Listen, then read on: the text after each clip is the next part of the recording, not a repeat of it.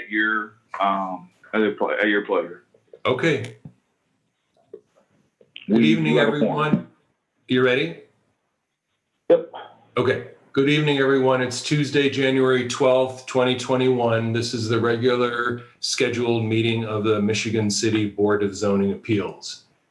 First order of business is roll call. 1 second here. Give me 1 second, Larry. Sure.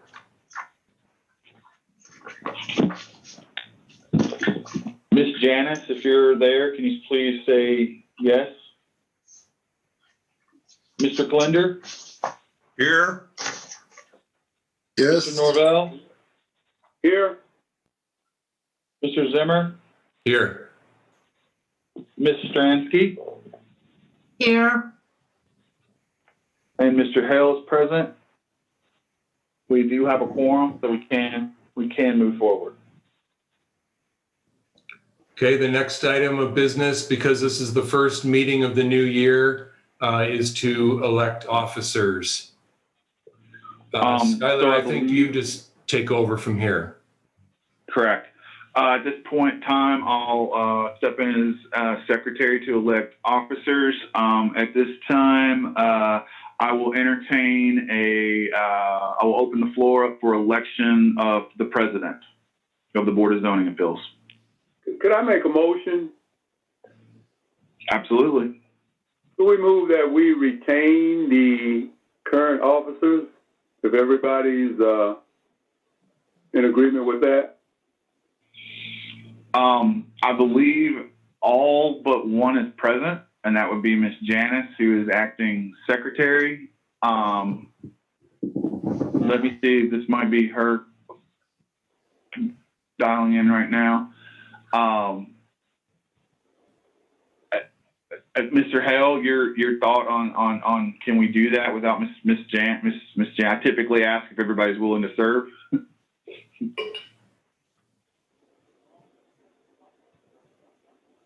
Is this her that just clicked on? Karen, Let me is that see. you? Karen? It doesn't look like, I don't think it's Karen. No, I don't think it is. Yes, it is. It's Karen. Okay, Karen. Miss, can you hear us? I see her, but she can't hear us. And she's muted. Find that fellow, Karen.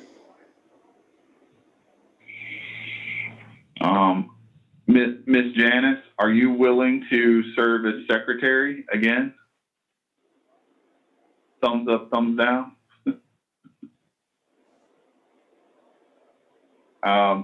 It's up to you, Steve. I'll do whatever you think we should do. Well, if she's here, let's see if we can't keep, because we would like her to participate in the meeting as well. Correct. So she's looking at us. Can she hear us? I think she might be frozen. Oh, yeah. That looks like it. Right. Oh, There's Steve. There's her husband. Steve can, hold on. Let her get situated here. Hey, Karen.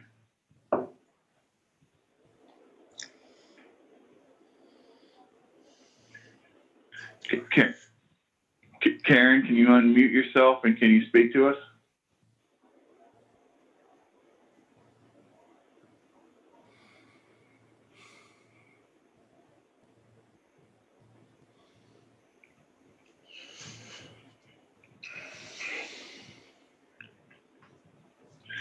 Yeah, I don't have an option to unmute her here, so I don't, Steve, it's up to you. There's a motion on the floor to retain all the officers as the slate of officers currently.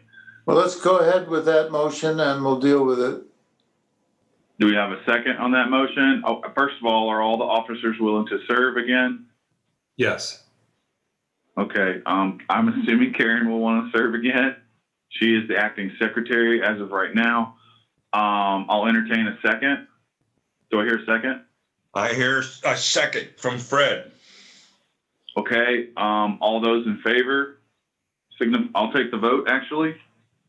Aye. I'll call the roll. Mr. Klinder, Yes. Mr. Norvell, Yes. Mr. Zimmer, Yes. Ms. Stransky, Yes. Ms. Janice, can you hear us yet? We're trying to figure out how to get us where they can hear us, I think. Motion carries regardless. We do have the majority. So, okay, Thank you, Larry. I'll hand it over to Larry and let him run the meeting. Thank you. Okay, the next item of business is to approve the minutes from our regular meeting, which was last November of 2020. There was no meeting in December, so we're approving the minutes now from the November meeting. Is there a motion to approve? I make a motion that we approve the meeting of Tuesday, November 10th, 2020. There's a Second. motion. Is there a second? Second, Fred. 1, 2. All right, I'm going to call the roll. Mr. Klinder, Yes. Mr. Norvell, Yes.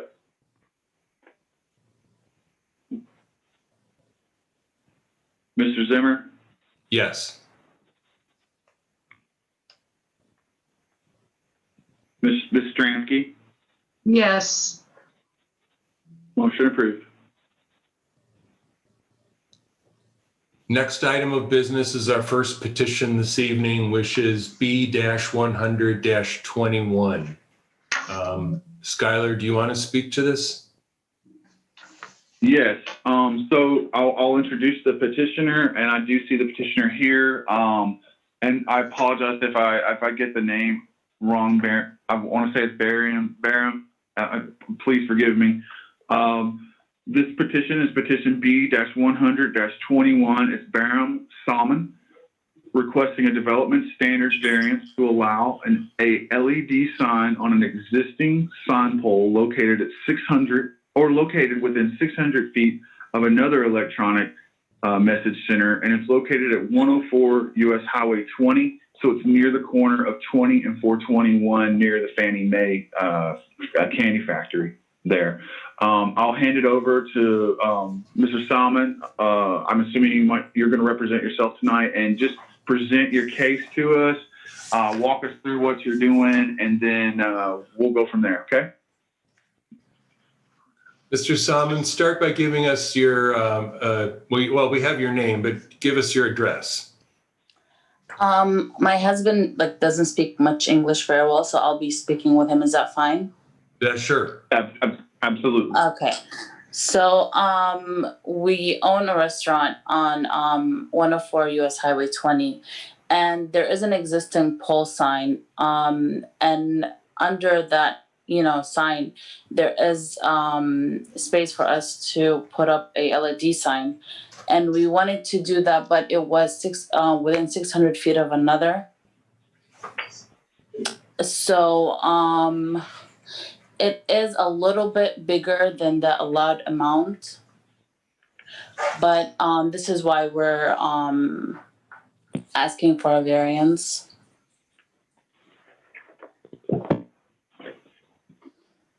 And right now, I can just expand upon that if I may. Right now, there is a changeable message board, but it's one where you change the lettering. If I'm not mistaken, it's just the white cabinet right now in there. If I'm not mistaken, correct me if I'm wrong. Yeah, it's like where you put those letters, like the stick-on letters. Yeah. Yeah. Got it. Totally. I do believe they provided, we have been working with a sign company. They provided some information in your packet for them. I believe it was pretty thorough to give you an idea of what they're trying to do there. Yeah.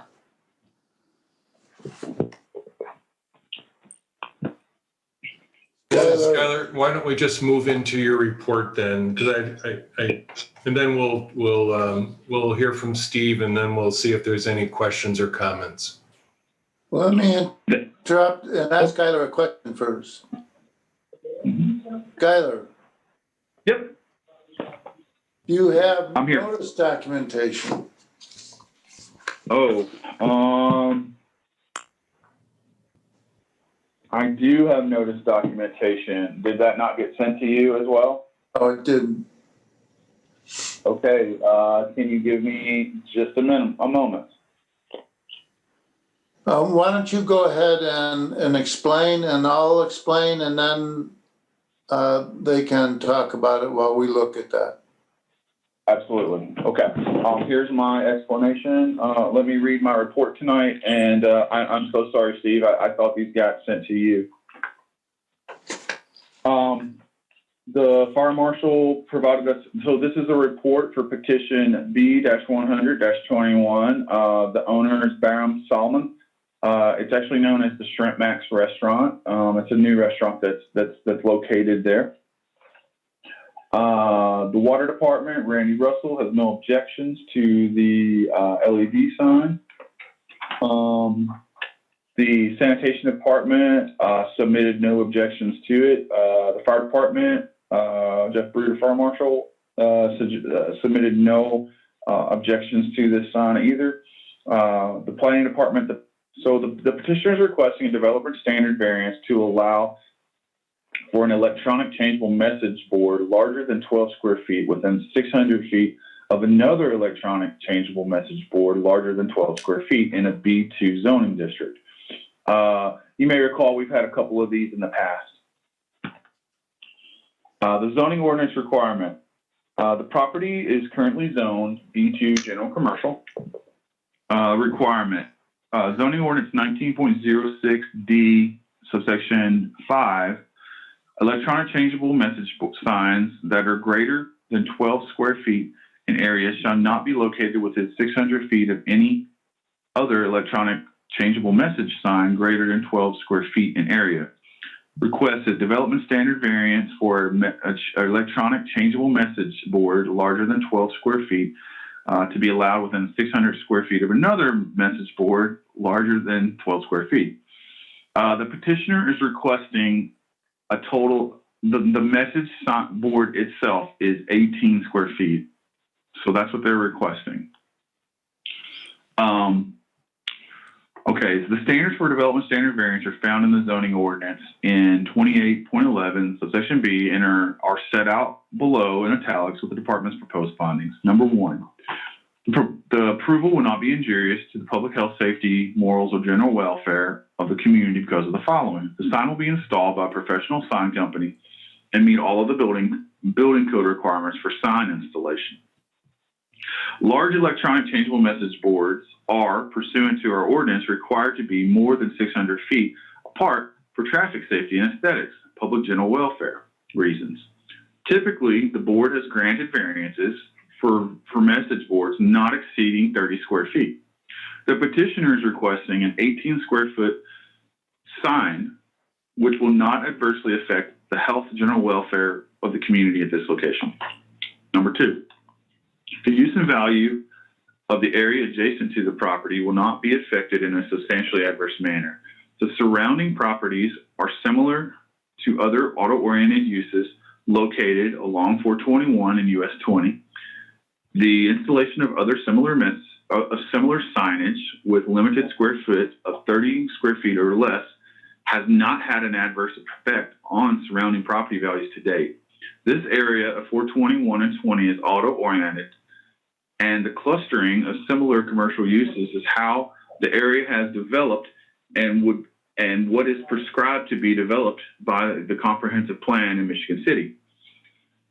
Number three, strict application of the terms of the zoning ordinance will result in practical difficulties in the use of the property. Practical difficulties shall result from exceptional or extraordinary circumstances or conditions applying to the property that do not apply generally to other properties in the same zoning district. The variance shall be necessary for the preservation and enjoyment of a substantial property right similar to that possessed by other property owners in the same zoning district.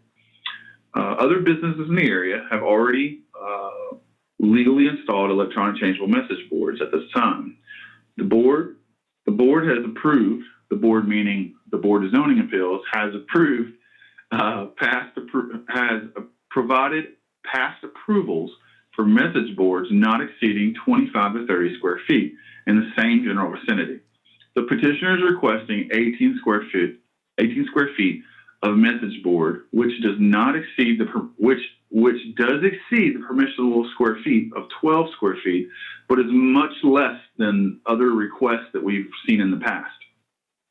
Allowing this smaller message board would allow a similar right to this petitioner as allowed for other property owners in the same zoning district and in the same general vicinity. The recommendation. The department recommends approval of the requested development standard variance, docket B-100-21, with one condition. One, that the sign can be no larger than 18 square feet, which is what they're requesting, is 18 square feet. Now, let me do the checking of the mailings. I am listening, though. Mr. Zimmer, would you like to give my report absent or, and then just postpone the report on notification? Yes, please. So my report on petition B-100-21, petitioner Barham Salman and the owner, Painted Desert Properties LLC and Barham Salman. The request is for development standards variance for property at 104 West Highway 20 here in Michigan City, Indiana.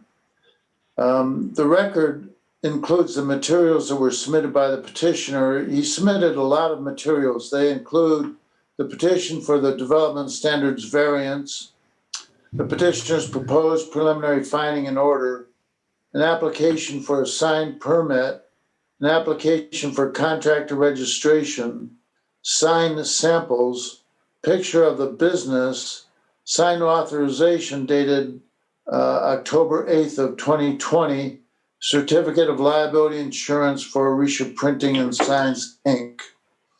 Also includes Mr. York's report, which he submitted to you, this report, which you have in writing from me, and the presentation and materials that may be presented here at our public hearing today. I think you're all familiar with the issue regarding our zoning ordinance requiring approval of the BZA if an electronic message sign is going to be larger than 12 square feet and is also within 600 feet of another similar sign. In this case, the request is for 18 square feet. I would just note that your plan director has requested or suggested to you that there be a condition that the sign be no larger than the requested 18 square feet. Mr. York, in his report, read to you the standards that you are to consider. They're found at section 28.11, subsection B of our zoning ordinance. They're in Mr. York's report. They're also repeated in my report. And as soon as we have certification from Mr. York, I think you're free to consider this. I just went through all the certs. We have all the green cards back. I believe and they match. I will agree with the mailings, and we're good. We have newspaper publication. We publish this ourselves, so yes, we do. All right. Great, thank you. So are there any questions or comments from the commission members or the board members? Yeah, this is Fred. When the original presentation was made, did they indicate that the sign is already there and they're requesting the use of it? Or are they going to put up a whole new sign? Or I wasn't sure how I heard it. So if you look, do you have your packet there in front of you? Yes. If you look in there and you go to page the sign is, the cabinet is existing, is what I would say. The cabinet is existing. If you go to page, It's like the second and the third last pages. if you go in there, they're basically taking the white changeable message, which is where you slide it's the old school, you slide the letters into it and then they fall out or blow out, one or the other. And they're basically going to be retrofitting that square footage with this square footage, essentially. Okay. All right. That's what I thought. So the sign exists, the pole exists. They have a current Shrimp Max sign there. You can kind of see what they've got going on right now. Thank you. Skylar, is the next closer, the one that's within 600 feet, is that the Sonic drive-in? I do believe it is Sonic, and then I think there's one, I want to say Walgreens has one. They may not have it operating, but there's quite a few in that area. I don't think they're out of place in this area, given the auto-oriented nature of that location and the amount of cars that go through it daily. I would just add that as commentary into it. Okay. And you you did recommend that we approve this?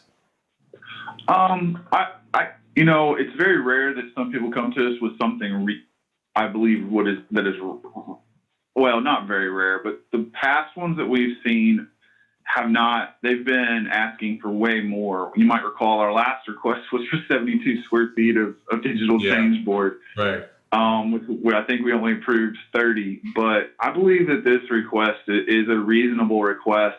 12 is what is permissible by right. 12 just doesn't really, in my opinion, up on a pole. 12's hard to see, especially at this location. I think 18 is a reasonable amount, so I would recommend approval of this. Okay, and they still have to conform to the regulations about brightness and frequency of change and all of that. Okay. Yes, my zoning administrator, I believe, has provided that and will provide that again. So, Ms. Solomon, what we're talking about is, dancing things, quickness of changing, lights flashing, things of that nature. You want to have it's static long enough for someone to read if they're stopped there and then fade away. Static. Right. Fade away. It's the timing. Yeah. Okay. Any other questions or comments before we vote on this? Oh, before we have public comment? Yeah, we still have to have public comment. So not hearing any other questions from the board, then is there any questions or comments from the general public that might be viewing this evening or either on the line? Oh, let me add my Dipsy. I'm not seeing any hands raised. I would say that we allow maybe a couple of, not a couple, let's just sit here for a minute in silence and if anybody wants to speak, please speak now. It's public comment.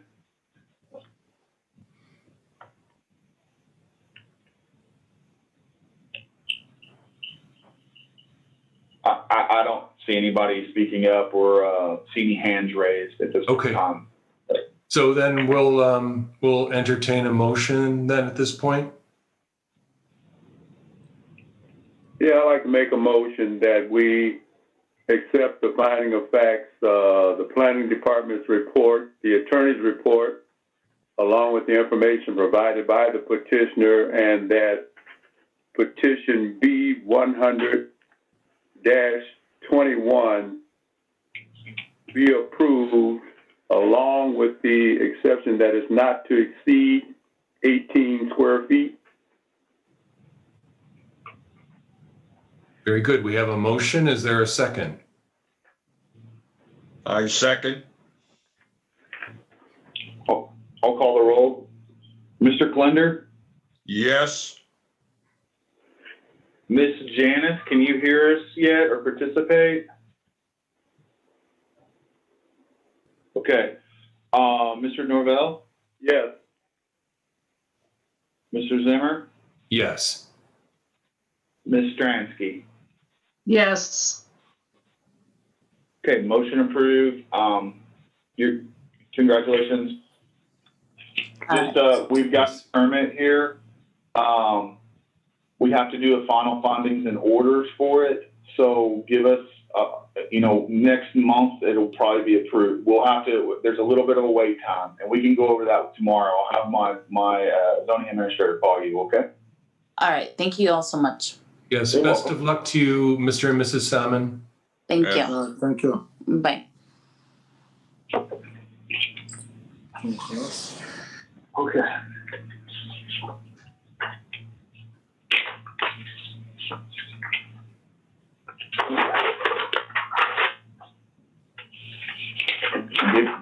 Give me 1 second. Sure.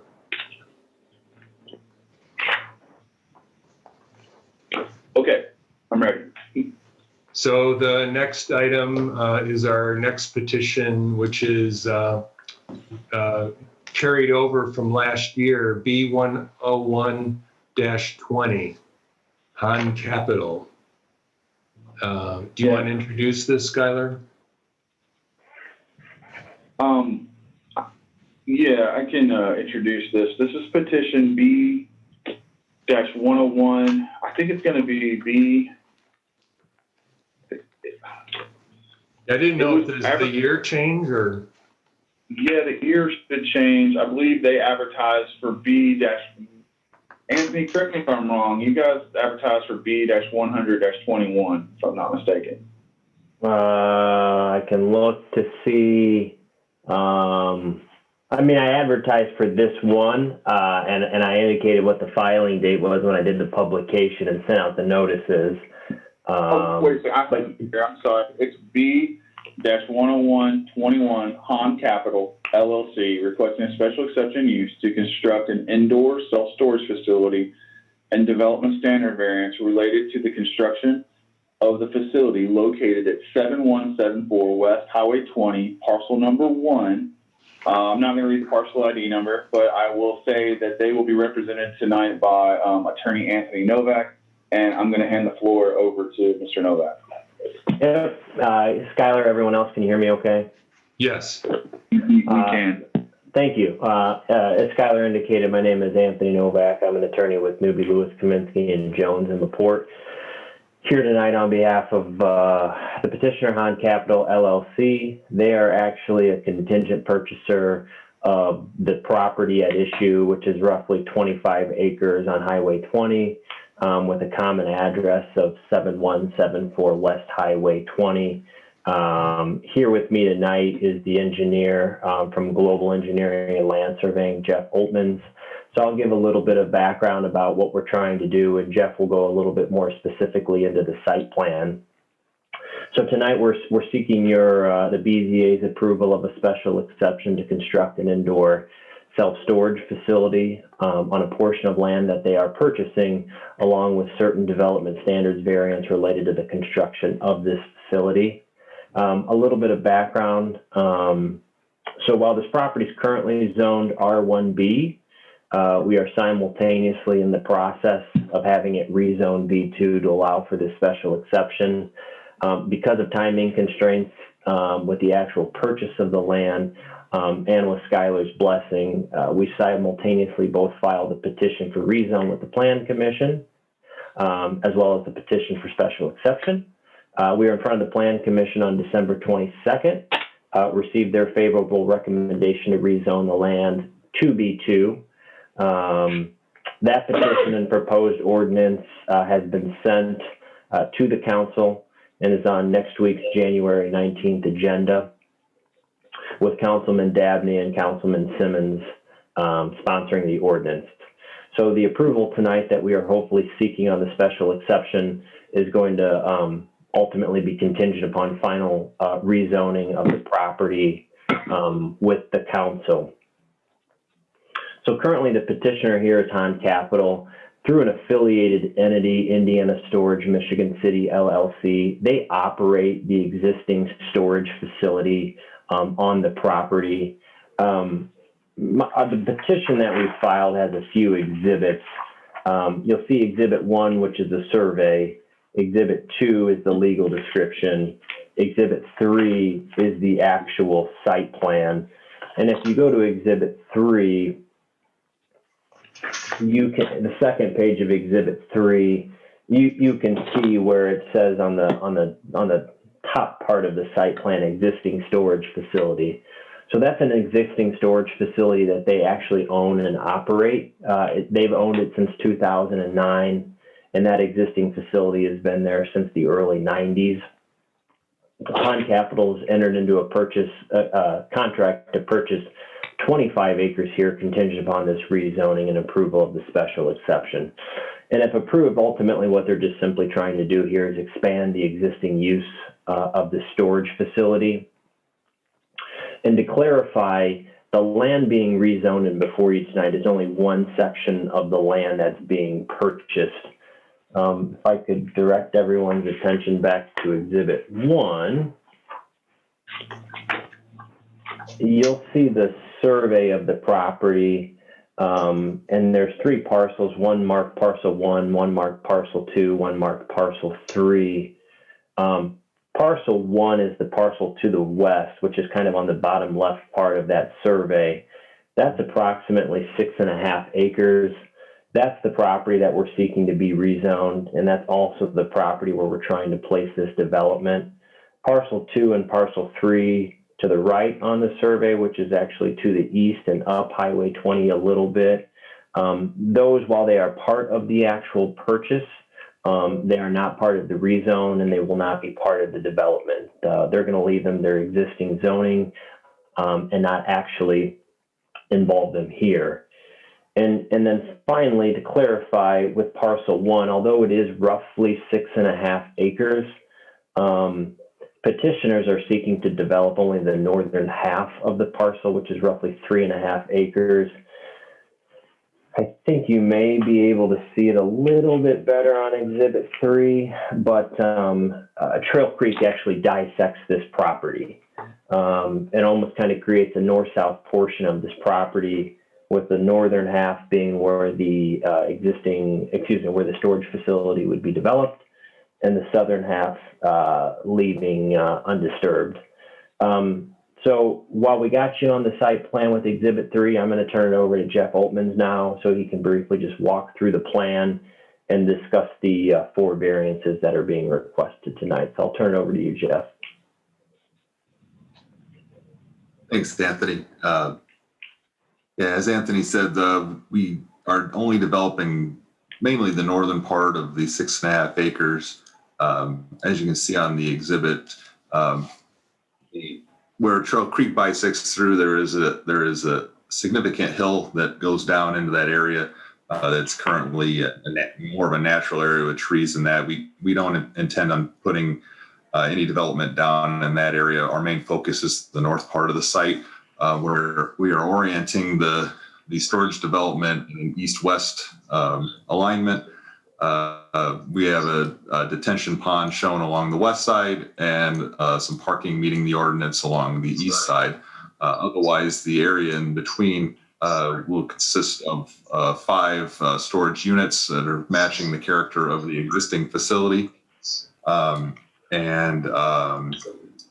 With that, the variances that we were looking at are in regard to some of the, let me pull that up here.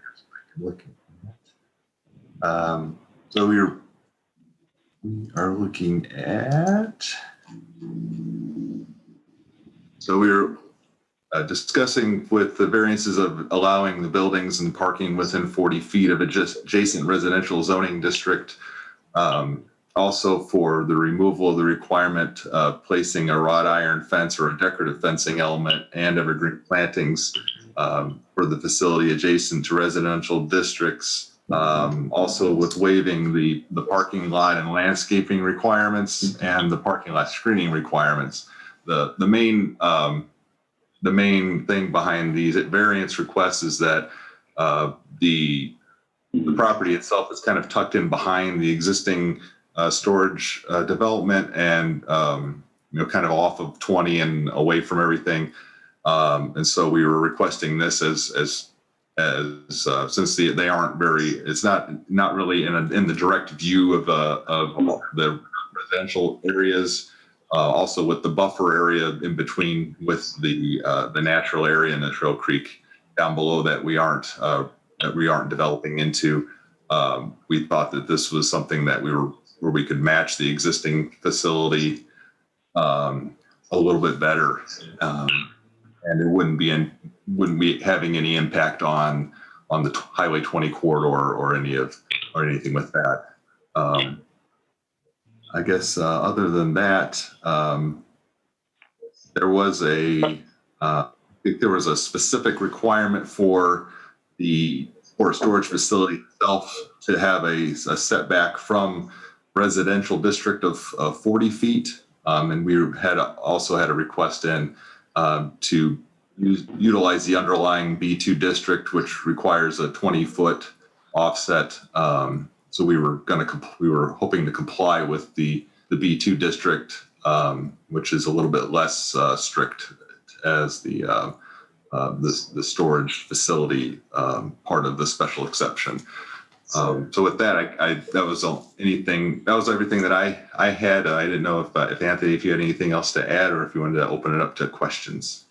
Sure, I appreciate that, Jeff. Yeah, let me just kind of clarify a couple things. With respect to Jeff's last comment about the variance that it only be within 20 feet of a residential district, that's going to be on the east side of the development, kind of over where the parking, it looks like the parking is on Exhibit 3. We will meet the 40 feet on the west side, which is also a residential area. The south side, we're going to be thousands of feet probably because of Trail Creek. But just to clarify, although it will be within the 40 feet of a residential district, that's going to be land that the petitioners are purchasing here.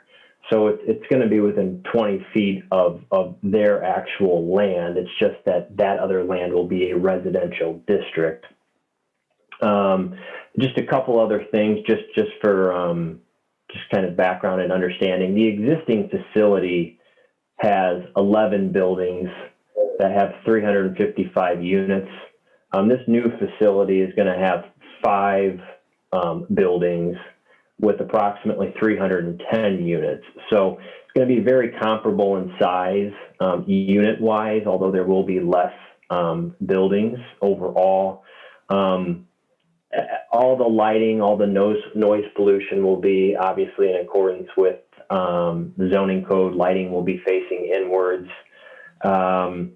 With respect to access, because there is an existing facility, access is going to be through the exact same location of this current storage facility.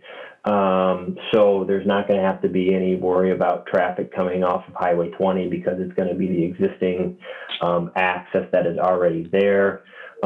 We've met the minimum parking requirements required under the statute, not under the statute, excuse me, under the ordinances. And without me continuing rambling on, there's other points that I can touch on, but maybe I'll just turn it over to you guys to see if the board has any questions or if there's any public comment.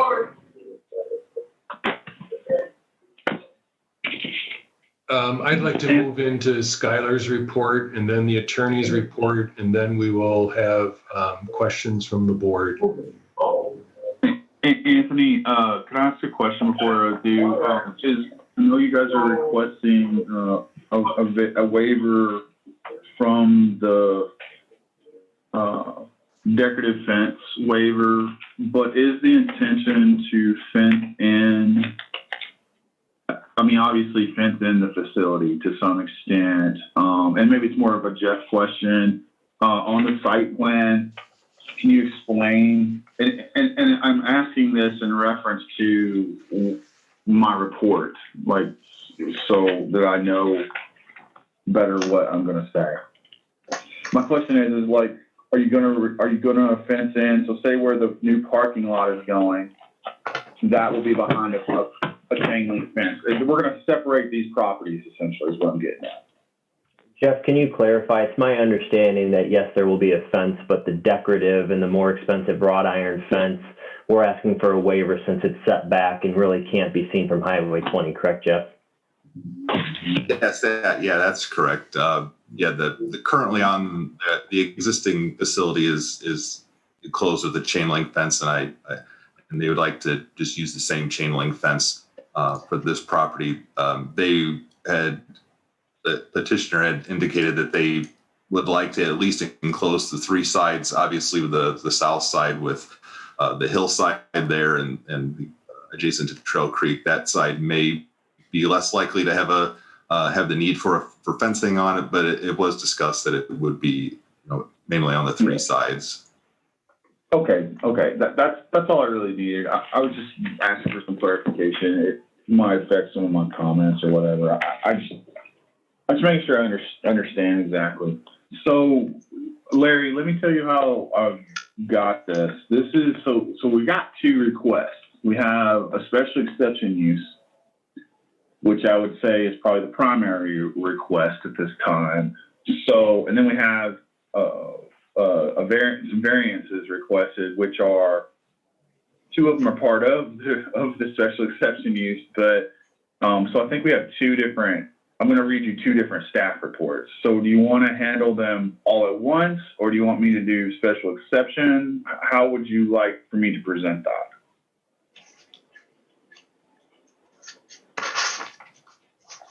You want them all? Yeah, Okay. because I mean the variances don't sound that complicated, so. No, I'm just making sure I don't want to overly complicate this whole thing. Yeah, right. So what I'm going to read first is the special exception use. All right, a report on petition B-101-21-7 located at 7174 West Highway 20. It's Han Capital LLC. The Water Department, Randy Russell, has no objections at this time. The Sanitary District, which is Mr. Steve Stanford. Give me a second. And I'm just going to read this letter one time and not at the next report either. I'm going to read it one time into the record. They submitted a letter. It was submitted on December 15. This is a response to B-101-21 for Han Capital for special exception and development standard variance. Dear Commissioners, the Michigan City Sanitary District takes no exceptions to the petitioner's request for special exception or development standards variance. The district nevertheless notes that the southern approximately 1/3 of the parcel appears to be mapped as a wetland, which, let me go ahead and read it, as a wetland, as shown on the attached Beacon report. Confirmation and delineation of such wetlands would appear to be in order as support for a prudent site development plan. And this is from the Sanitary District, Mr. Steve Stanford, Operations Manager. So when they review the drainage plan, which I know you guys have the drainage in there, I saw it on the site, the retention detention pond, they may ask for this delineation, or you may have to prove that you're not in the wetland. Just know that. I will say this, and you'll hear this in my report. Within this wetland, there are three different things going on. There's a wetland, there's a floodplain, there's also a floodway within that. So that's what creates that buffer that we've been talking about, or that Anthony alluded to. Okay. Report. Moving forward. Jeff Bruder, Fire Marshal, has no objections. The Planning Department, the petitioner is requesting a special exception use to allow for the expansion of an existing use and to allow for expansion into a new piece of land that's never been granted a special exception use, because Anthony said it had been built prior to our existing zoning code. So therefore we have to grant the special exception, and then they're therefore granting the expansion as well. The subject property is currently zoned R1B, but a rezoning is pending to be rezoned as B2 general commercial. And I believe Mr. Novak alluded to that's going to be on the next council agenda. Required. Zoning ordinance 24-01, special exception approval.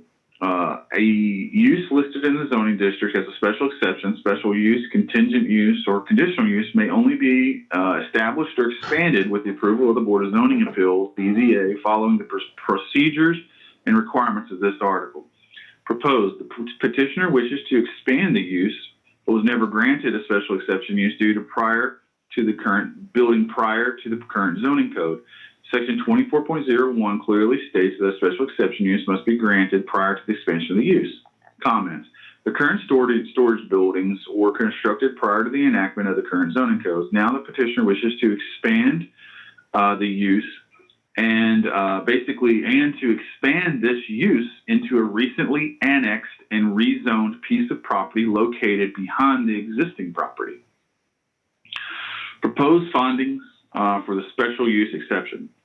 The standards for a special exception use have been set out below in italics 24.04 with the planning department's findings provided below. Number one, general welfare. The proposal will not be injurious to the public health, safety, and general welfare of the community. All new buildings will be constructed per applicable building codes. The existing self-storage facility immediately adjacent and north of this property has been in place for many years with no significant problems related to public health, safety, and general welfare. Adding additional storage buildings will therefore have no significant impact. Number two, surrounding property. The special exception use will not be injurious to the use enjoyment of other properties or other property in the immediate vicinity for the purpose already permitted, nor substantially diminish or impair property values within the neighborhood.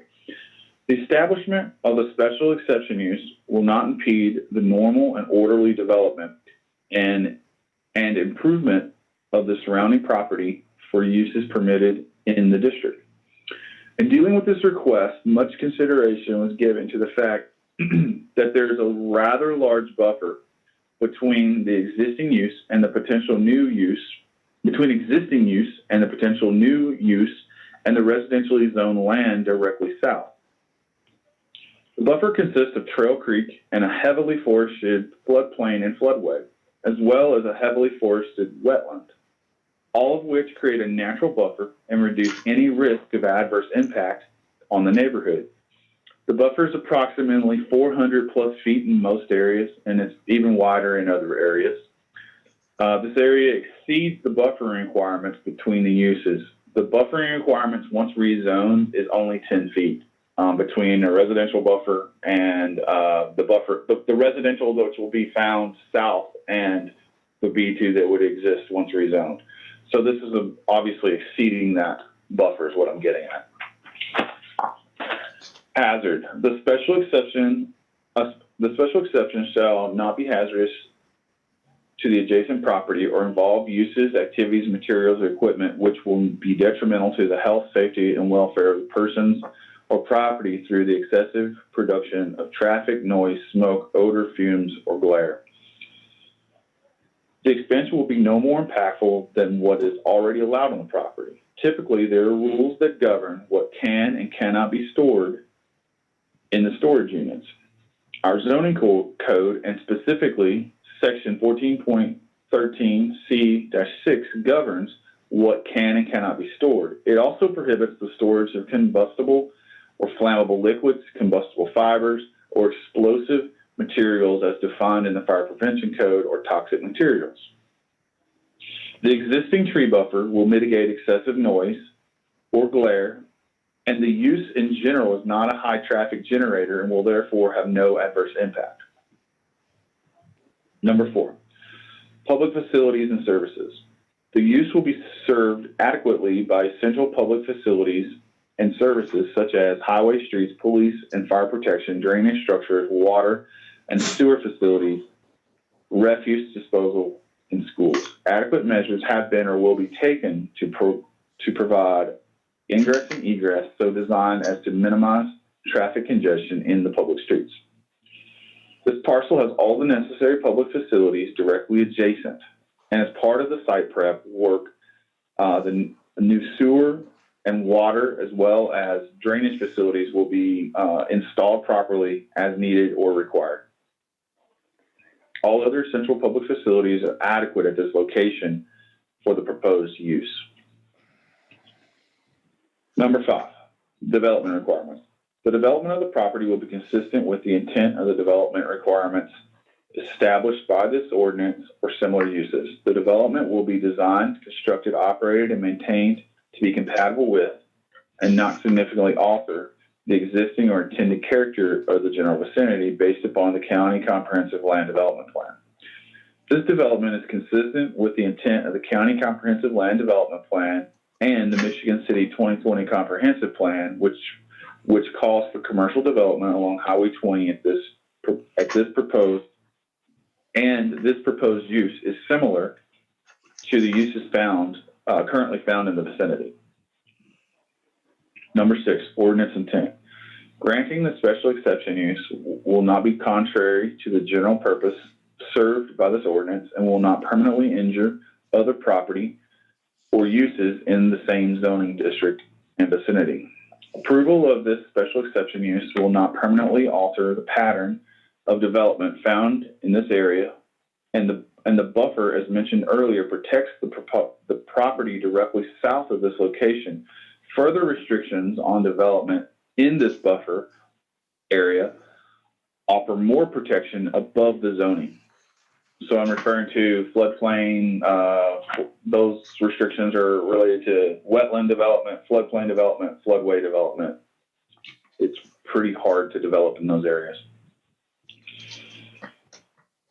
Number 7, county land development plan. The proposed use will be consistent with the character of the zoning district in which it is located and the recommendations of the county land development plan. The requested special exception use will be consistent with the character intent of the underlying zoning district and the county land development plan, as well as the Michigan City 2020 comprehensive plan.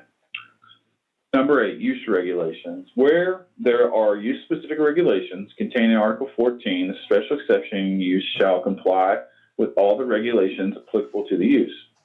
You might recall in Section C, self-storage.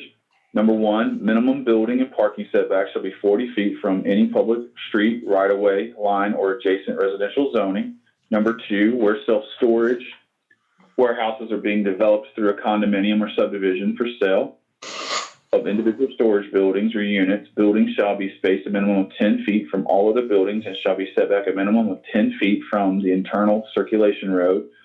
Number 3, the front yard and any side yards adjacent to residential districts shall include a wrought iron or similar decorative fencing and evergreen plantings spaced a minimum of 10 feet on center. Number 4, all storage shall be within completely enclosed buildings or structures unless a separate special exception approval is granted for commercial outdoor storage on the premises. Number 5, the use shall be limited to storage only. The premises shall not be used for operating any other business or repairing of any vehicles except truck rental may be approved as an accessory use. Number 6, no storage or combustible or flammable liquids, combustible fibers, or explosive materials as defined in the Fire Prevention Code or toxic materials shall be permitted within the self-storage building or upon the premises. I might note the petitioner must follow these requirements except to the extent that the Board of Zoning Appeals grants a variance for the requirements for C subsection 1 of this code and C subsection 3 of this specific code. Recommendation. The department would recommend approval of the proposed special exception use B-101-21 with the following conditions. Number 1, the approval is conditional upon final approval of the rezoning from R1B to B2. And number 2, the owner must adhere to the waterway setback and wetland setback requirements found in the zoning code 07.05 subsection K and subsection L, which I put that condition in there is that I don't have my scale but I'm pretty sure you are outside that buffer, outside that setback. But I didn't have a scale drawn. So. Okay. Give me a second.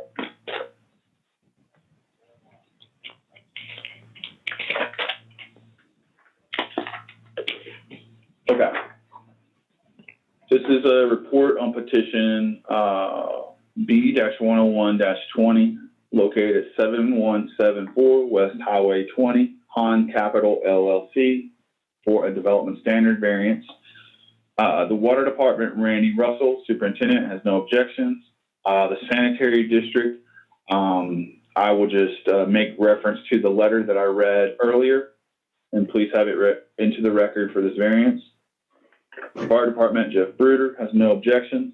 The Planning Department, the petitioner is requesting a development standard variance to reduce the required setback next to a residential property from 40 feet to 20 feet to replace required wrought iron fence with chain link fence, to waive parking lot landscaping requirements, and to waive parking lot screening requirements as required in both 14.13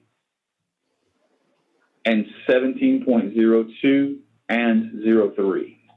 The zoning ordinance requirements. The subject property is currently zoned R1B, but a rezoning is pending to be rezoned as B2 general commercial. Required. Our zoning ordinance 14.13 subsection C subsection 1 requires a 40-foot buffer between the requested use and an adjacent residential use.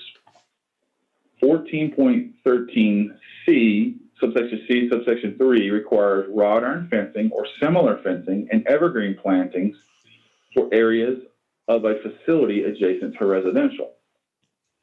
17.02E parking lot landscaping subsection 1 off-street parking areas containing 15 or more spaces shall provide landscaping at a rate of one canopy tree and 100 square feet of landscaping area per 15 parking spaces. 17.03 requirements for screening. Requirements for 17.03, which is related to screening. Screening walls shall be required where any parking lot, loading area, or outside storage area is adjacent to a residential zoning district or existing residential use. Requested. For 14.13, subsection 1, they're requesting a 20-foot setback. And for 14.13, subsection 3, they're requesting to waive the decorative fence and canopy and evergreen trees in place of a chain link fence, which is related to why I asked that question earlier of where the chain link fence is going to go exactly. 17.02, they're asking for a waiver of the requirement to include, for every 15 parking spaces, they have to include one canopy tree and 100 square feet. 17.03 waiver of the requirement for a screening wall, which is required next to every parking lot has to provide a screening wall adjacent to a residential use or residentially zoned property. Comments. This location is behind a current storage area and will provide a continuation of the current use, expanding onto this parcel. This is residentially zoned to the. There is residential zoning to the south, east, and west. The residential zoning to the south, I might note, has a 400 plus, in excess of 400 plus buffer of trees, wetland, floodplain, and floodway between the uses currently, and that buffer is maintained through this whole process. The standards for development standard variance are found in zoning ordinance 28.11B and are set out below in italics with the department's proposed findings.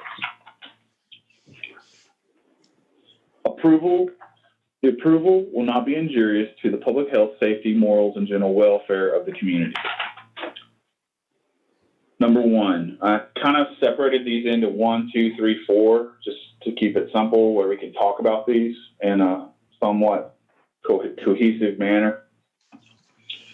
Number one, approval of the requested setback variance 14.13C subsection 1 will not be injurious to the health, safety, and general welfare of the community. Number two, approval of the requested fencing requirements 14.13C subsection 3 will not be injurious to the public health, safety, and the general welfare of the community. Number three, approval of the waiver for parking lot landscaping at this location shown will not be injurious to the general welfare of the community. Number four, and this one is kind of the one where there's an unknown factor, if you will, because you already have existing residential and we don't know what that's going to be used for.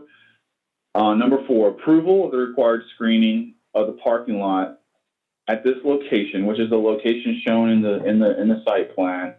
I believe it could have a negative effect on the adjacent residential zoning if it stays residential zoning. As of right now, I have to consider that it's residentially zoned, and there could be a future mobile home park there by right.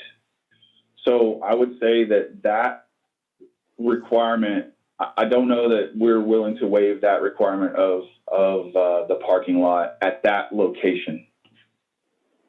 Number two, the use and value of the area adjacent to the property will not be affected in a substantially adverse manner.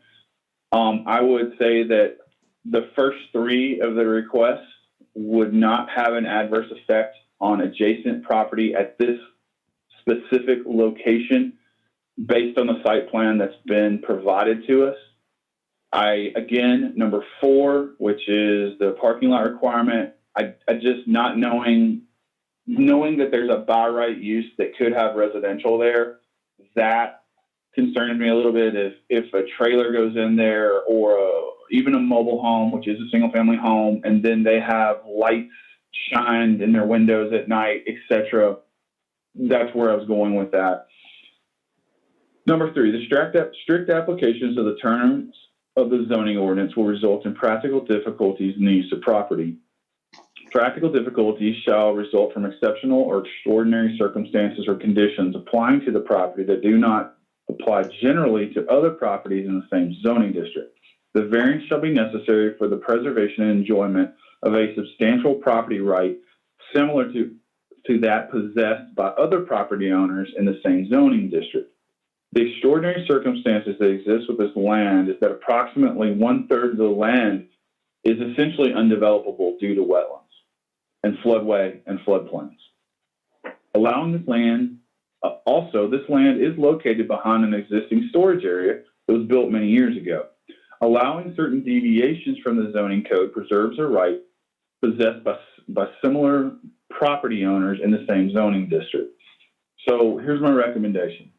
The department would recommend approval of the proposed special exception use B-10121 for the following.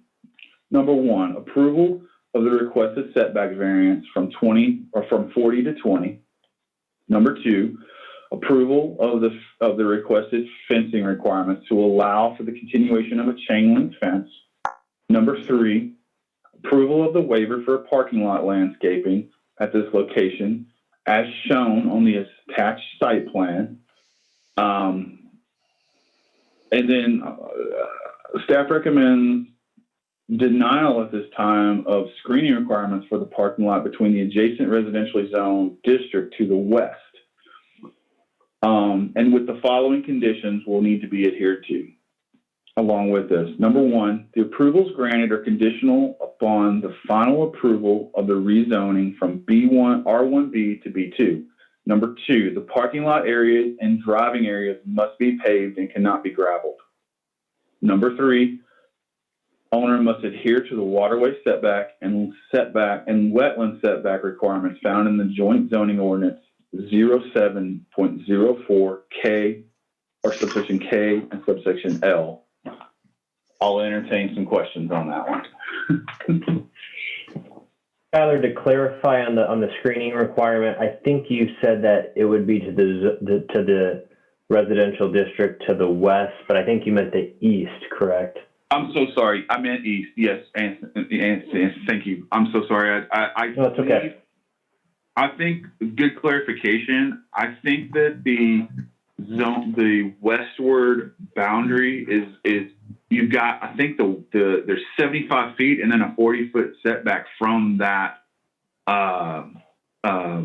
storage water storage facility. So that's quite a significant buffer in my opinion. Thank you.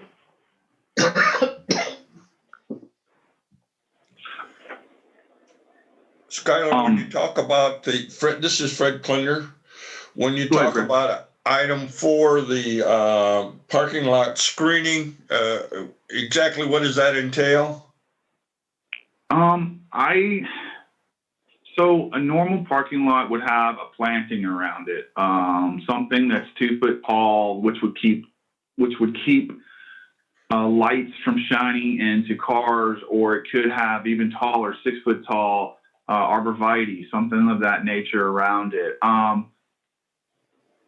The board, if you so choose, could probably discuss what would be a proper screening between the uses. That's why I asked, is the goal of the chain link fence to separate these properties where there's no common drive to go across, or there's a common lot line, but not an access point or anything of that nature. That's kind of why I asked that question. If we're doing chain link fence, would it be better to do something more with the fence rather than plantings? Meaning, would it have the plastic slides in it or something like that truly shields between the two uses? I don't have the answer totally for that. And my question is there enough room along that east edge of that parking lot to even put any kind of a landscape buffer in there? I believe they would have to move it. Probably not. It's pretty tight. They would have to move it in, and I get it. It would. So that's why I was making the suggestion of, is there something else that's appropriate at this look? Appropriate. That's different than a landscaping buffer, between the two uses. That's my question to the board, I guess.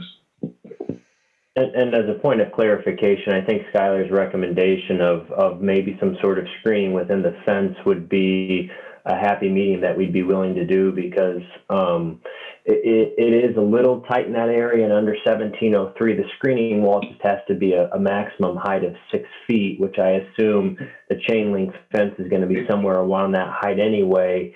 And if we just, and the obvious goal with the screening wall is to prevent transparency. So if we just obviously put some screening within the fence, I think it would accomplish the overall objective of the ordinance.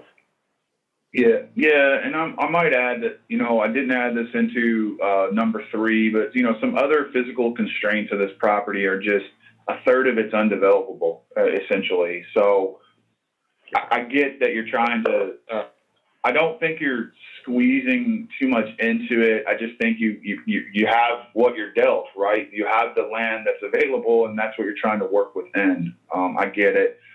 And you're not trying to spread the storage area to the whole entire piece of property. I believe you're trying to reserve the other piece of property for some type of future venture, if you will. Can I ask what kind of a fence exists now along the where the existing storage building is? Is there a screen wall there now, and what is it? Jeff, I know you went out. Oh, I'm sorry, Skylar, is that for you? Sorry. No. Attorney Novak, please. Sure. Jeff, I know you walk the property. What kind of fence is out there currently? Yeah, I did. It's currently just a plain 6-foot chain link fence. There aren't any slats in it currently, but it's just a plain, just a standard chain link fence. It's not black in color or no modifications to it. It's just a standard chain link fence. So it's not providing any kind of a screen now. No. No, that's correct. So are we going to ask them to screen this little parking lot when the whole thing isn't screened now? I leave that up to the board at this time. Skylar? Yeah, go ahead, Yes, Kathy. Kathy. Okay, here's my thinking. I would like to see the 40-foot setback around those houses. I was out there today walking around too, and 20 feet. Them houses have been there a long time, and 20 feet just is not that far from the houses which would be on the west in the back of that lot. I would rather see them have to stay at the 40 feet, and then seeing how things develop, we could always change it if we wanted to down the road. So, Attorney Novak, correct me if I'm wrong.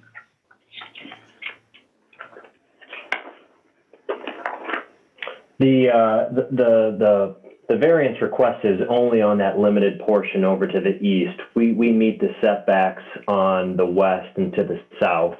So we're not requesting that it be within 20 feet. And over on the east, there are no existing structures. So I think her concerns are certainly valid, but aren't an issue here as drafted. Yeah, I think, Kathy, correct me if I'm wrong, you're referring to the houses that are to the west of the existing storage right now. So that would be the front setback of this property. They're not requesting a variance for that. It's only for this eastern portion. Can we note that somehow in our final report that they are not requesting on the west and the south, to make sure down the road that we've protected those residents? I believe our south is covered. The north, just on what they're showing right now, I believe you guys probably meet or exceed the setbacks, what will be required of it right now. But I mean, yes, it will be noted in these minutes, and they'll record these minutes. So it's noted, I guess I would say. Okay, that's how I was wondering if we could somehow protect them. Yeah. Did you want me to clarify what we're currently showing? I'm so sorry, Jeff. What was the question? Did you want me to clarify what we're currently showing? I can real quickly just say here our current offset is 30 foot from the north. We're about 76 feet from the west, and we're about 230 feet from the south. Yeah. That's good information. I mean, really right now, the only setback that's kind of in question is the eastern setback. If it so pleases the board, you don't want, I'm just saying that I don't know what the future use is next door. It might be better to use some type of screening in there, both from not just aesthetic. It's really not an aesthetic thing. I don't know that the chain link with screen is going to look good. I'm just saying it may offer some protection between the two uses in the future, or it may offer something, in the future, if that land develops again, where the old mobile home park used to be, they could always, at that time, they could come in and put arborvitae up. There's opportunity, but on the other side of the fence is what I'm getting at. I guess what I'm trying to do is provide some type of interim solution, I guess, if you will, to offer something just in case nothing ever happens with the land. I obviously understand that trees back there, landscaping, it's more to take care of at that time. We are talking about a storage use here. It's not a drive-through restaurant with 100 cars a day. We're talking about very limited use of visitation. Right. Would that be, I mean, would the petitioner entertain the slats or something, a screen, the film or something of that nature?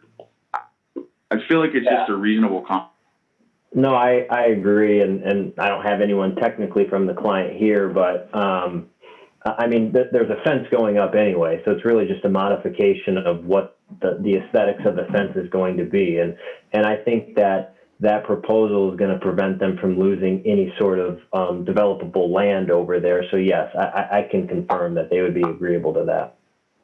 I totally agree with that comment. I think it offers them some protection to themselves, if you will, for the future. And then, like I said, whatever they do with that, the caveat can be, okay, at this time, or maybe if say they sell that piece of land, maybe one of the conditions is we'll put some arborvitae in between us so that you don't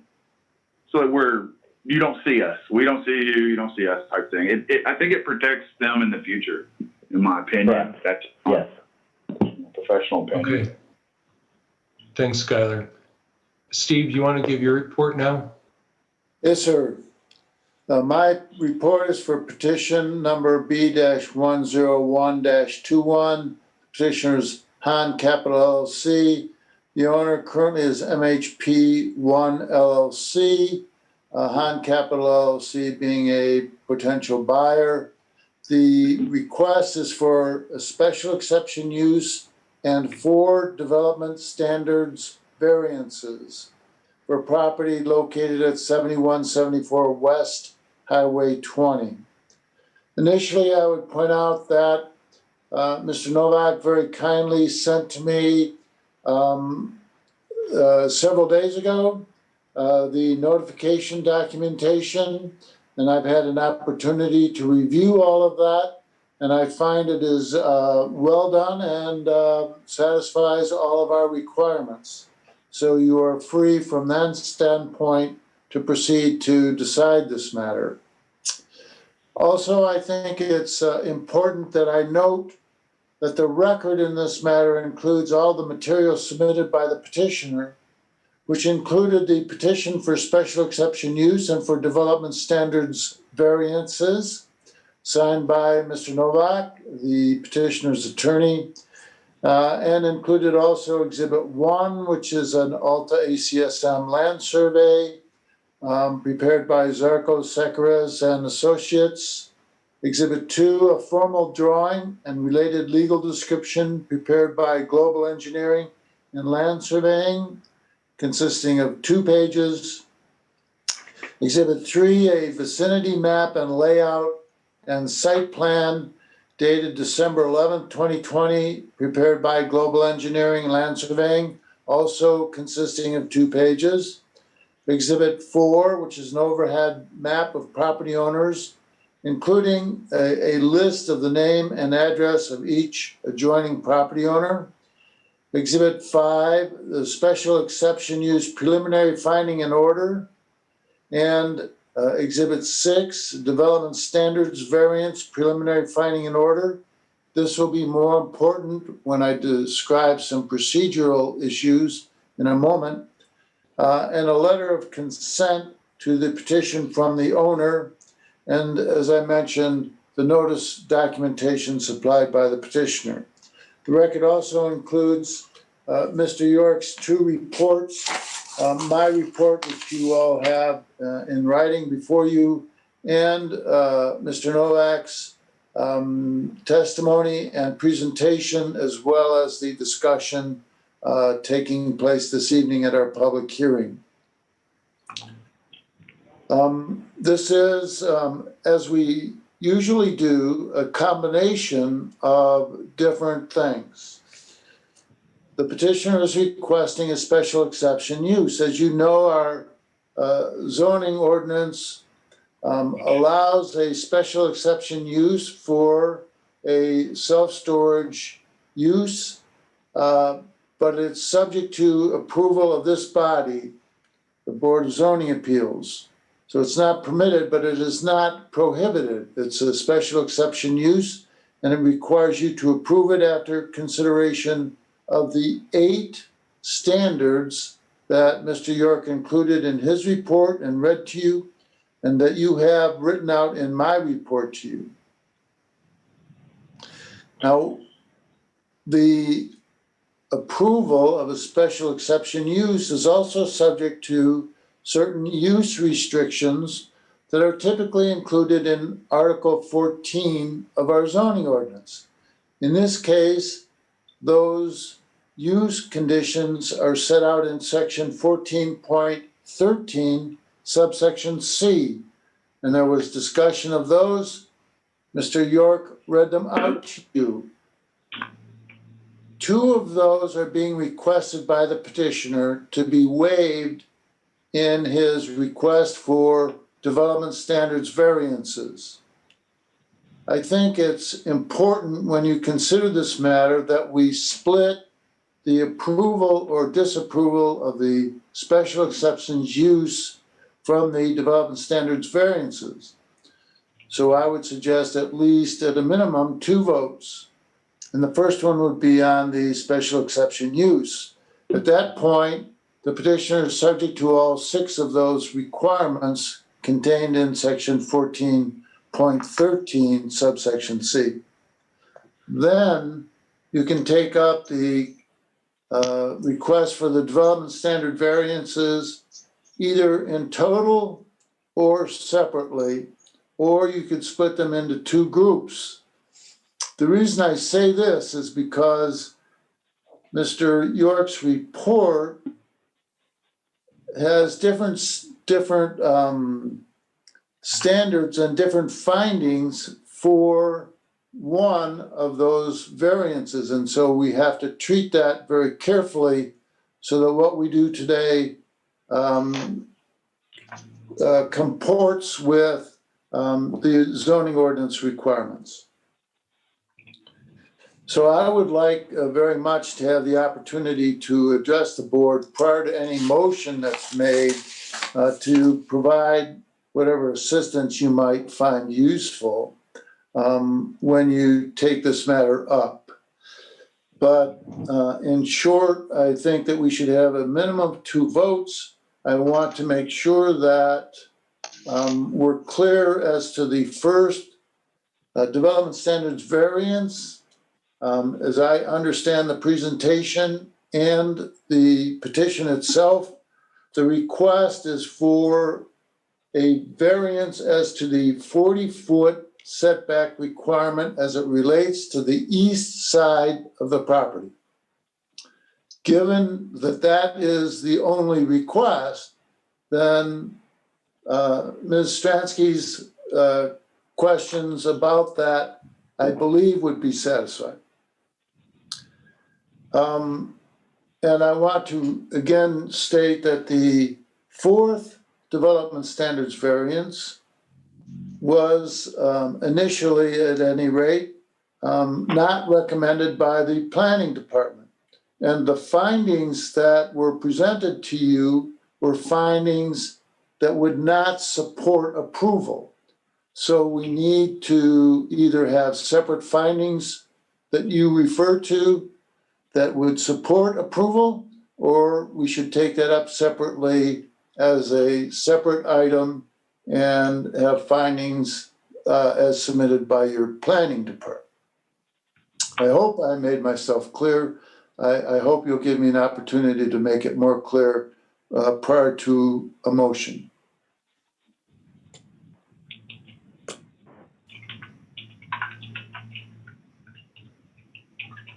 Okay, thanks, Steve. Yes, we are going to need your help on that one.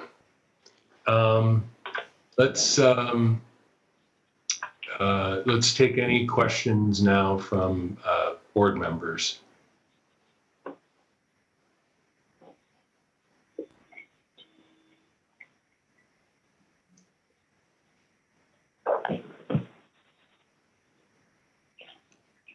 Fred, Catherine, or Lester, are there any questions at this point? No, I don't have any. I'm waiting to hear further from the attorney. A little more information, a little more advice. No, I don't have it. This is Fred. I don't have any questions concerning it. I do agree, though, Larry, we have to have Mr. Hale involved in the nominate, how we actually word our recommendations concerning this petition. Okay. So we're only going to go with 20 feet on the east side in reality. We're only looking at 20 feet on the east side of that property. Am I right? Correct. Yes. Okay. Okay. Yes. Thank you. So I guess if there's no other questions from the board members, I'll open it to public comment at this point.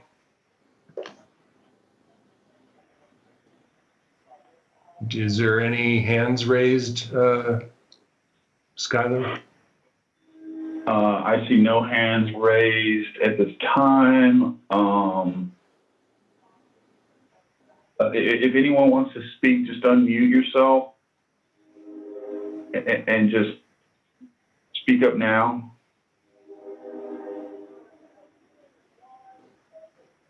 I'm not seeing any unmuting going on, so I think I believe we're okay. Okay. So then let's move into then formulating the wording for the first motion. I guess I would ask if anyone has an intention to make a motion either for or against, if you just indicate that.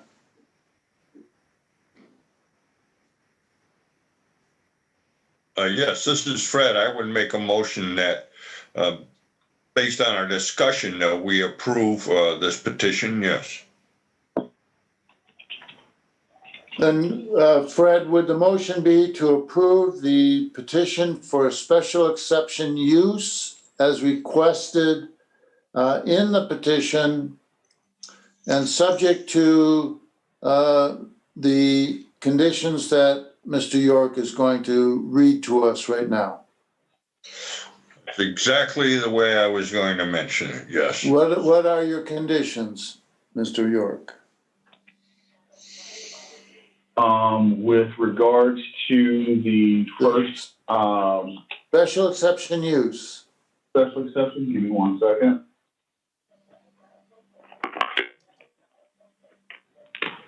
Caught me off guard. I put my stuff up.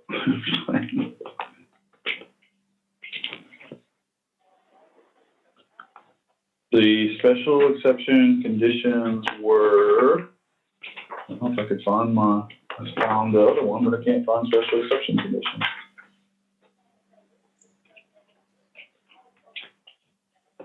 Hold on 1 second. Give me a second here.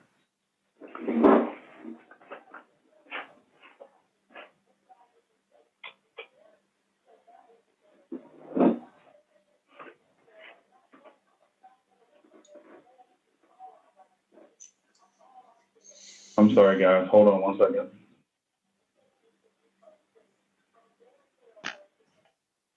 The special exception, the conditions there were 2 conditions for the special exception. One was this approval is conditional upon final approval of the rezoning from R1B to B2. Number 2, the owner must adhere to waterway setbacks and wetland setback requirements found in the joint zoning ordinance 07.04, subsection K, subsection 1, or subsection L. Then I would, Mr. Klinder, if I may, restate your motion as approval of petitioner's request for special exception use as set out in his petition, subject to the 2 conditions as just read by Mr. York. Is that? Yes. Yes, I agree. That is the motion to that wording of the motion. And as part of that motion, then you would adopt the findings as put forth in Mr. York's report, which you have heard when he gave his report. Is that also included? Yes, yes, it is, sir. So So we have a motion.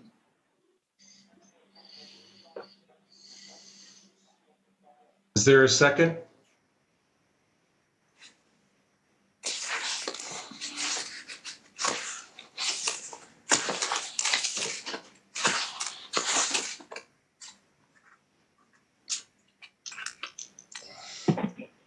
Lester or Catherine? I'm still trying to come to grips with some of these exceptions.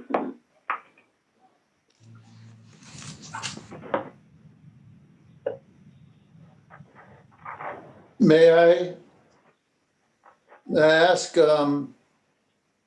Norvell, when you say these exceptions, you mean the two conditions? Yes, Or you- which one are we approving? the special exception use, which is to allow the property to be used for a self-storage building. If that's the only one yes, I'll give a second on that one. Okay, so we have a motion and a second. Okay, let me call the roll.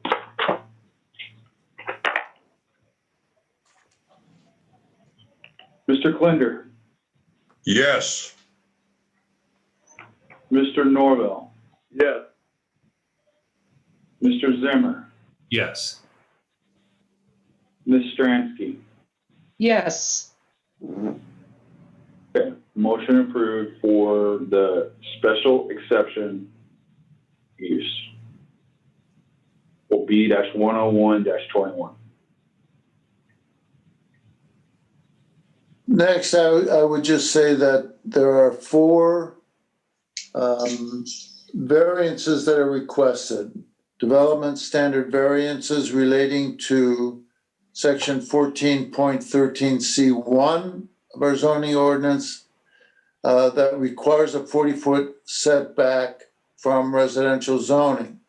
The request is to have a variance only as to the east side, to have a 20-foot setback instead of a 40-foot setback.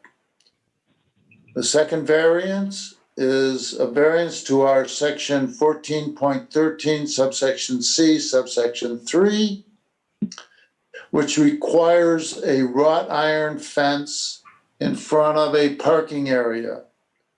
The petitioner is requesting a variance from the requirement to have a wrought iron fence and to substitute a chain link fence.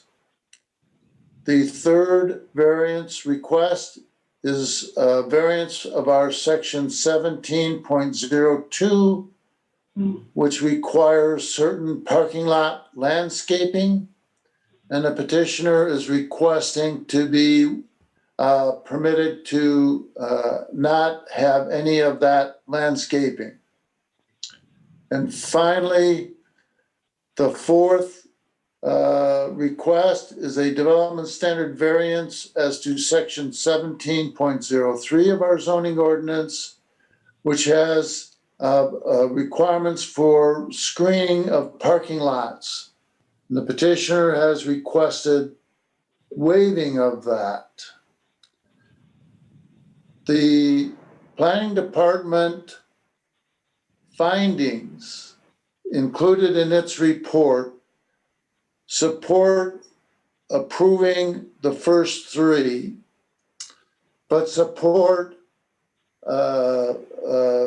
denying the fourth one.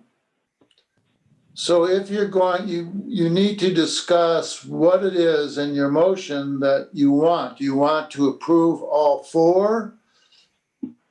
If so, I will help you find the right findings, because Mr. Novak has very kindly provided very good findings in his submission to us. And we could adopt those. Or if you want to exclude approval for the fourth one, you can just adopt Mr. York's findings in total.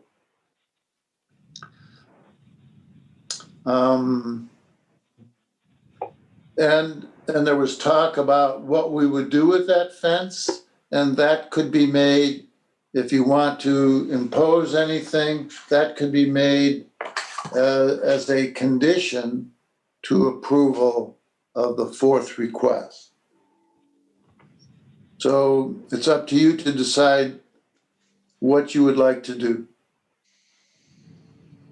So the motion could be to accept all of Skylar's recommendations with the one condition that there be screening in the fence along the parking area.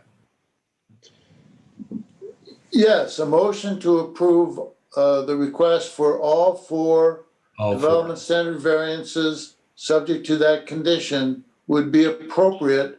However, I would guide you as to the appropriate findings to adopt to support that motion. If you're with me, we would adopt Skylar's motions or findings and Mr. Novak's findings.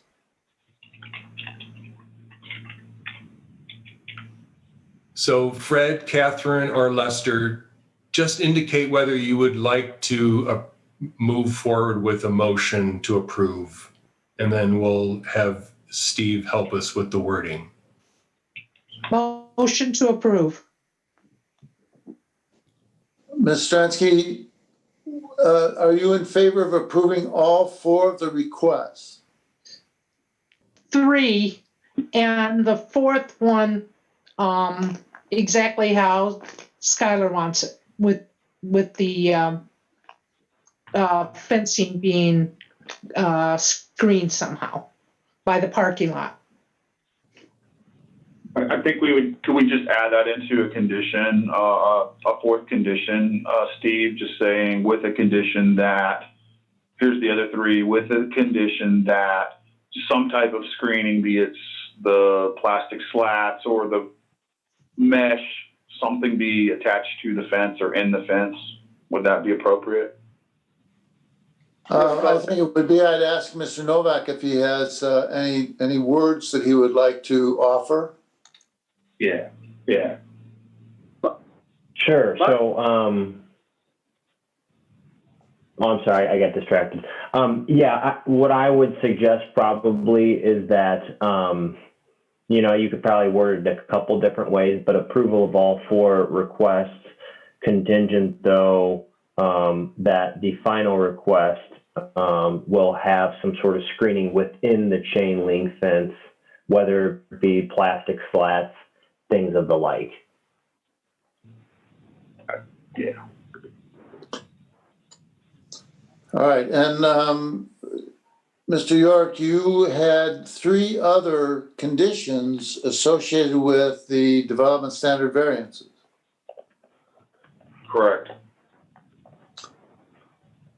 Do you want me to read them? Just a minute. Ms. Stransky, in your motion, would you include Mr. York's 3 prior conditions and the 4th condition that Mr. Novak provided? Yes. Okay. So I would like Mr. York to read his 3 conditions, and we'll work on fabricating the 4th. So what are your 3 conditions? Number 1, the approvals granted are conditional upon the final approval of the rezoning from R1B to B2. Number 2, the parking lot areas and driving areas must be paved and cannot be gravel. Number 3, owner must adhere to the waterway setback and wetland setback requirements found in the joint zoning ordinance 07.04 subsection K subsection L. And may I offer number 4 then, that the fencing screening on the east side of the property be fitted with opaque screens or similar material to obstruct view to the property adjoining at the east side.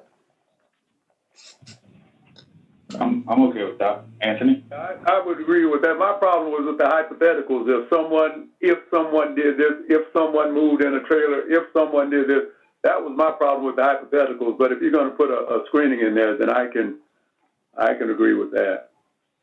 And I'm okay with that too, Skylar. I'm sorry, Lester. All right, then, Ms. Stransky, would you make a motion to approve the petition's request for all 4 development standard variances, subject to the 4 conditions that were just set forth by Mr. York and myself, adopting the findings of Mr. York's report as to the first 3 variances and adopting the findings of Mr. Novak as submitted with his petition as to the 4th development standard variance? Yes, exactly what you said. Well, there's our motion. Okay. Is there I a second? second that. All right, we've got a motion and a second.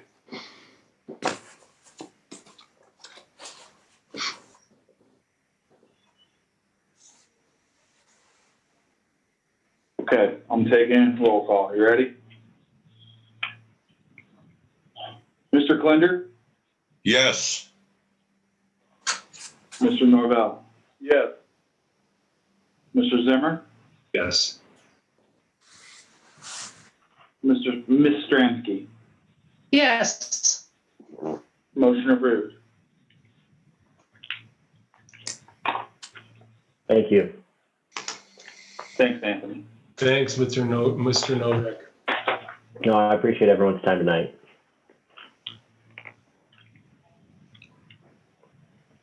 So that's Thanks, it Jeff. for petitions this evening. The next item of business is old business, and we have several orders, findings and orders to approve. So we'll just take them one at a time. All right. I'll let you do it, Mr. Hale. All right, thank you. You have before you a Michigan City Board of Zoning Appeals decision and findings of fact relating to petition B-108-20. It's a petition from petitioner Universal Sign on behalf of Gordon Food Service, and it was requesting development standards variance for property at 4421 Franklin Street. This body found the findings that are set forth in the decision and finding of facts that I submitted to you.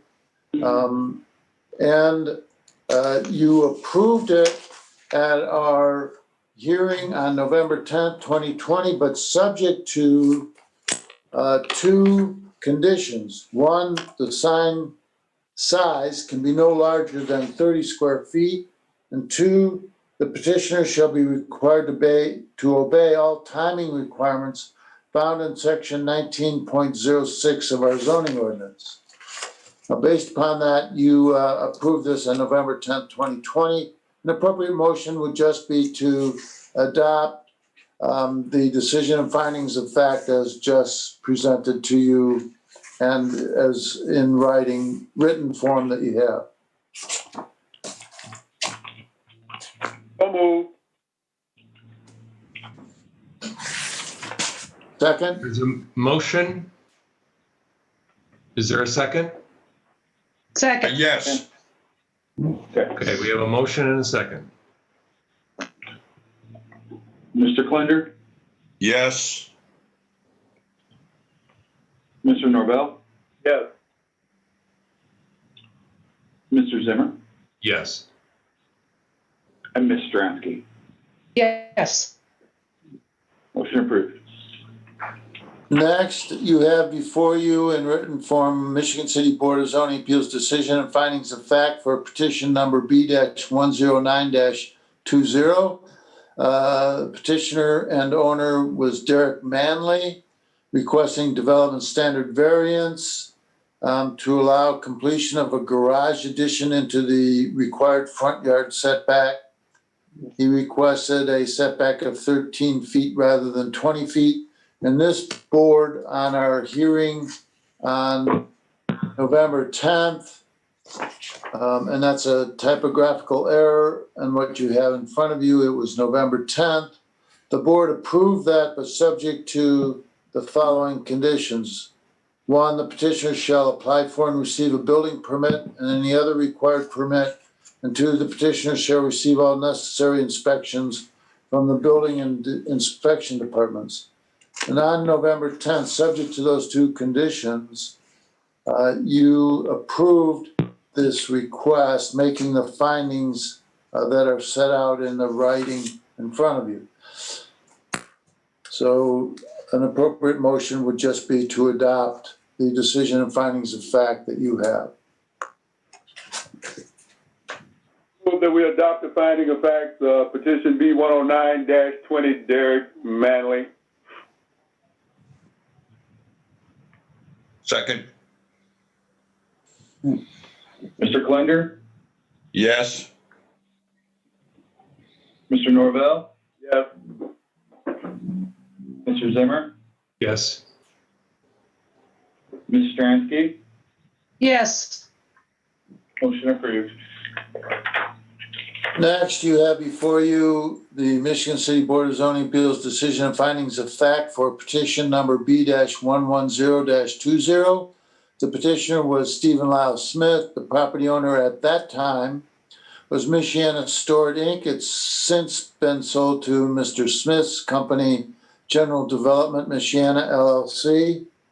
The petitioner was requesting a special exception use to construct additional self-storage facilities to an existing facility located at that property at 4901 East Highway 12 here in Michigan City.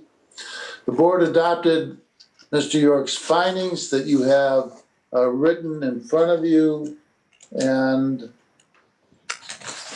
at our hearing on November 10th, approved that request with no conditions attached. An appropriate motion would be to adopt the decision and findings of fact as it appears in written form that you have in front of you. So moved on the petition B110-20. Second. Mr. Klender, Yes. Mr. Norvell, Yes. Mr. Zimmer, Yes. Ms. Stransky, Yes. motion approved.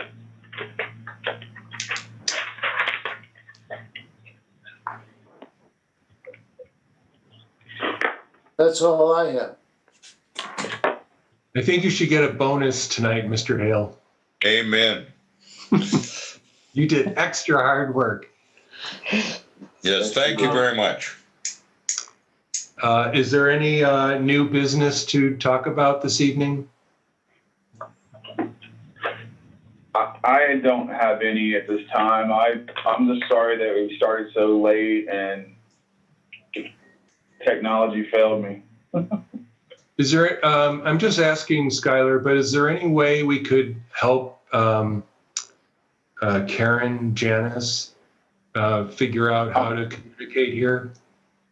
I'm going to call her and try to see what I can help her, see if I can help her.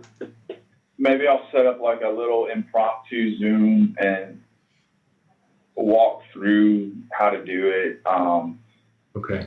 I'm not the best at it, obviously, but I'll try to do my best. Well, it's like she had her phone going there, but then if we could just figure out the audio thing, that might work fine for her. Yeah, no, I agree. Or if she can just jump on the call even and talk, at least Yes. Right. participate in the conversation. Right. Similar to Mr. Norvell. I think that would be okay. It works for me. Yeah, good. That's what Lester did. I went to Computer Pros. They helped me. Okay, so yeah, I'll try to give her a call tomorrow and see if we can't set up a impromptu little Zoom thing. So. Yeah. Because I'm assuming she wants to be involved, and we're going to be doing this for a while yet, so we might as well get it figured out. Yeah, and I can do that with other folks too. I can also maybe have our IT jump on as well. If there's something I can't answer or help, maybe IT can help out with it. But yeah, Okay. you are correct. I have a feeling we're going to stay this way for a little bit longer. So. Okay. At this point, I guess I need to open it up for public comment. Is there any public comment about this meeting this evening or any of the petitions?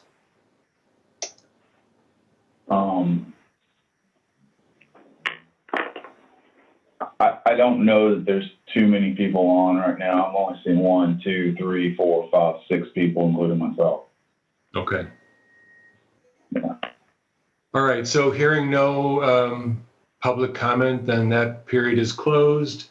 And if nobody else has anything else to say, then I guess we're adjourned. So moved. Night. Thank you, everyone. Bye-bye, everyone. Thank you, guys. Thanks for hanging in there. Thanks for bearing with Yep. me. Thanks, Skylar.